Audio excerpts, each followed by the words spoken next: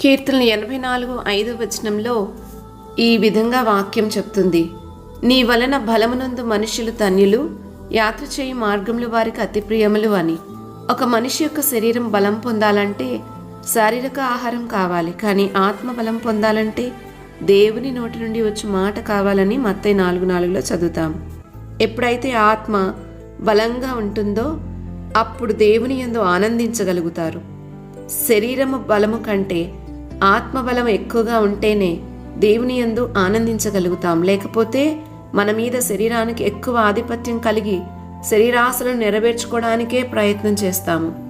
అందుకే మనం గమనిస్తే రోజు వాక్యం చదివి గ్రహించి దాని ప్రకారం బ్రతికే వారి జీవితాలు చాలా ప్రత్యేకంగా ఉంటాయి.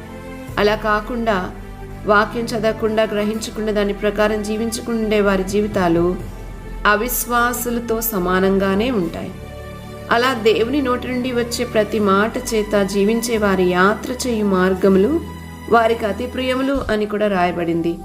ఎందుకంటే యేసుప్రభు అన్నారు, నా యొద్దకు వచ్చి వారు ఎంత మాత్రం ఆకలిగొనరు, నా యందు విశ్వాసం ఉంచు వారు ఎంత మాత్రము దప్పిగొనరు అని. అంటే దేవుని యందు భయభక్తులు కలవారు చాలా తృప్తిగా అపాయము లేకుండా బ్రతుకుతారని సామెతల పుస్తకంలో రాయబడింది. కాబట్టి వారికి యాత్ర చేయు మార్గములు అతి ప్రియములుగా ఉంటాయని వాక్యం సెలవిస్తోంది. వారి యాత్రలో వారు పాప భారాన్ని మోయనక్కర్లేదు, ఎందుకంటే వారి పాపములు క్షమించబడ్డాయి గనక. వారి యాత్ర గొప్ప నిరీక్షణతో కూడింది, నిత్య జీవపు నిరీక్షణతో. అందుకని నిరీక్షణ లేని ఇతరుల వల్లే వారు చింతించరు. ఇంకా వారి యాత్ర ప్రేమతో కొనసాగుతూ ఉంటుంది.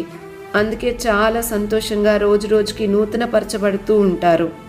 దేవుని మాటను అంగీకరించి దాని చేత బలము పొందితేనే ఎవరి యాత్ర చేయు మార్గాలైనా చాలా సంతోషంగా గడుస్తాయి.